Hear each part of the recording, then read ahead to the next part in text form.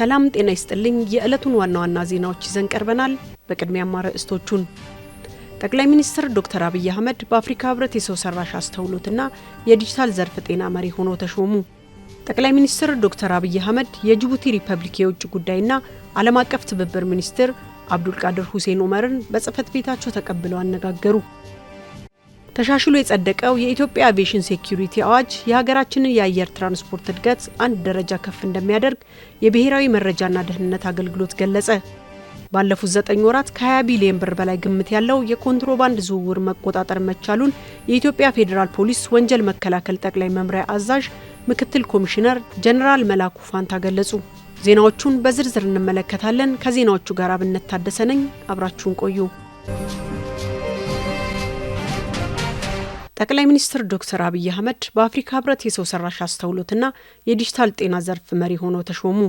ሹመቱ የተሰጠው ጠቅላይ ሚኒስትር ዶክተር አብይ አህመድ በዘርፉ ላሳዩት አመራርና ኢትዮጵያ በአህጉሩ የሰው ሰራሽ አስተውሎትንና የፈጠራ ስራዎችን ለማስፋት እየተገበረች የምትገኘውን የላቀ ሚና እውቅና ለመስጠት ነው። በተላከው የሹመት ደብዳቤ ላይ የሚከተለው ሰፍሯል። የተከበሩ እርስዎ የዲጂታል ትራንስፎርሜሽንና አዳዲስ ቴክኖሎጂዎችን ለማስፋፋት ያደረጉትን አመራር ሰው ሰራሽ አስተውሎት ለአፍሪካ ሉዓላዊነት፣ ለውጤታማነትና ለአሳታፊ እድገት ቁልፍ መሳሪያ ሆኖ እንዲያገለግል በማስቻል ረገድ ትልቅ እገዛ አድርጓል። ስልታዊ በሆነ መንገድ የቴክኖሎጂ ነጻነትንና አቅምን ለመገንባት የሚያደርጉት ተከታታይ ቅስቀሳ አህጉሩን በኃላፊነትና በፍትሐዊነት በታጀበ የሰው ሰራሽ አስተውሎት አጠቃቀም ረገድ በዓለም አቀፍ ደረጃ ግንባር ቀደም እንዲሆኑ ከፍተኛ አስተዋጽኦ ይኖረዋል። ባለፉት ጥቂት ዓመታት በጠቅላይ ሚኒስትር ዶክተር አብይ አህመድ አመራር ኢትዮጵያ በዲጂታላይዜሽንና በሰው ሰራሽ አስተውሎት ዘርፎች ያስመዘገበችው እድገት ከፍተኛ አፈጻጸም ያሳየ ነው። የዲጂታል መሰረተ ልማትን ማስፋፋት፣ ኢመንግስታዊ አገልግሎቶችን ስራ ላይ መዋል፣ በፈጠራ ስነ ምህዳር ላይ መዋለ ንዋይን ማፍሰስ፣ የሰው ሰራሽ አስተውሎት ኢንስቲትዩትን ማቋቋም እንዲሁም ሀገራዊ ሰው ሰራሽ አስተውሎት ስትራቴጂን መንደፍ ለለውጡ ጠንካራ መሰረት የጣሉ ተግባራት ናቸው። በተጨማሪም ራሱን የቻለ ሰው ሰራሽ አስተውሎት ዩኒቨርሲቲ ለማቋቋም የታቀደው እቅድ ምርምርን፣ የክህሎት ልማትንና አህጉራዊ ትብብርን ይበልጥ እንዲጠናከር ይጠበቃል በማለት በሹመት ደብዳቤው ላይ ጠቅላይ ሚኒስትር ዶክተር አብይ አህመድ በዲጂታል ጤና ዘርፍ ያደረጓቸውን የስኬት መንገዶች በሰፊው ተገልጸዋል። ጠቅላይ ሚኒስትሩ በማህበራዊ ትስስር ገጻቸው ባሰፈሩት መልእክት ዛሬ ጠዋት የአፍሪካ በሽታ መቆጣጠሪያና መከላከያ ማዕከል ዋና ዳይሬክተር ከሆኑት ከዶክተር ዣን ካሲያ ጋር ውጤታማ ውይይት አድርገናል ብለዋል። በውይይታችንም በተለያዩ ቅድሚያ የሚሰጣቸው ጉዳዮች ላይ የመከረን ሲሆን በተለይ በአፍሪካ ህብረት የሰው ሰራሽ አስተውሎትና የዲጂታል ዘርፍ ጤና መሪ በመሆን የተሰጠኝን አዲስ ኃላፊነት በሚመለከት በስፋት ተነጋግረናል ነው ያሉት። በዚህም ኢትዮጵያ በዘርፉ ያላትን ልምድ ለአህጉሩ ለማካፈል እንዲሁም በፍጥነት ከሚለዋወጠው የቴክኖሎጂ ዓለም ጋር ውጤታማ በሆነ መልኩ መራመድ የሚያስችሉ ጠንካራ አጋርነቶችን ለመመስረት ያላትን ቁርጠኝነት ዳግም ታረጋግጣለች ሲሉ ገልጸዋል። የፈጠራ ስራዎች ለአፍሪካ እድገት ምንጊዜም ወሳኝ መሰረት መሆናቸው ጠቅላይ ሚኒስትሩ ባስተላለፉት መልእክት ጠቁመዋል።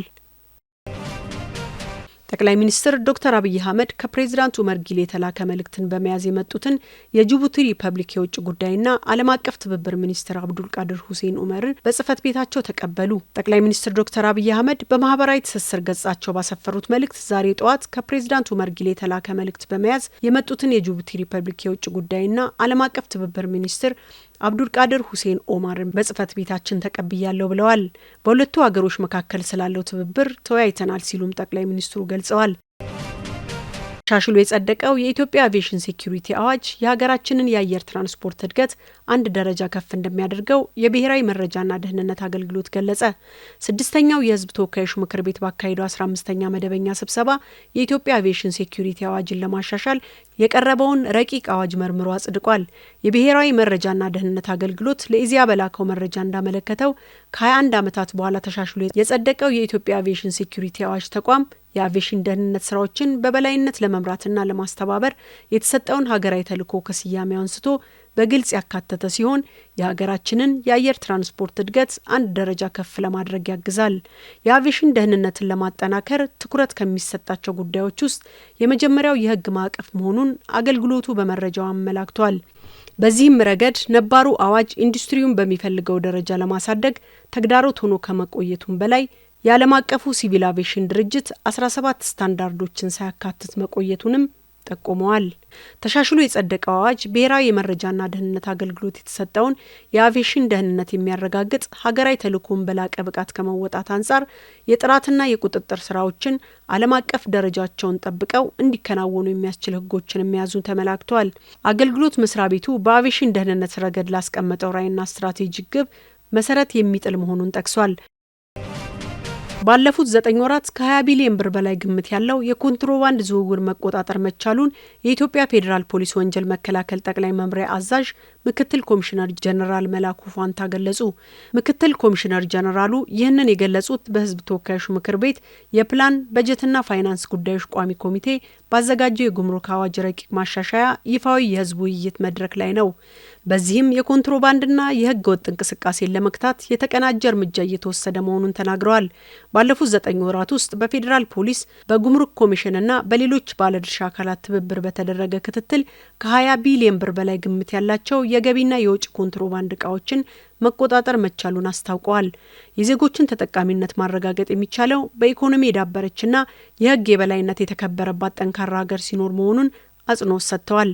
በሀገር ኢኮኖሚ ላይ ከፍተኛ ጉዳት እያደረሰ ያለውን ስርዓት አልበኝነትና ህገወጥ እንቅስቃሴን በጋራ መከላከልና መቆጣጠር እንደሚገባም ጥሪ አቅርበዋል። ኮንትሮባንድና ህገወጥ እንቅስቃሴን በሚገባ ማየትና መፈተሽ ያስፈልጋል ያሉት ምክትል ኮሚሽነር ጀነራሉ ረቂቅ ማሻሻያው ህገወጥ ድርጊቶችን በዘላቂነት ለመከላከል ያለውን ፋይዳ የጎላ መሆኑን ተናግረዋል። እንዲሁም የኮንትሮባንድ የቁጥጥር ስርዓቱን ይበልጥ በማዘመንና የህግ ክፍተቶችን በመድፈን የሀገሪቱን የንግድ ፍሰት ጤናማ ለማድረግ ያስችላል ብለዋል። ዜናው አበቃ። ሰላም ቆዩን።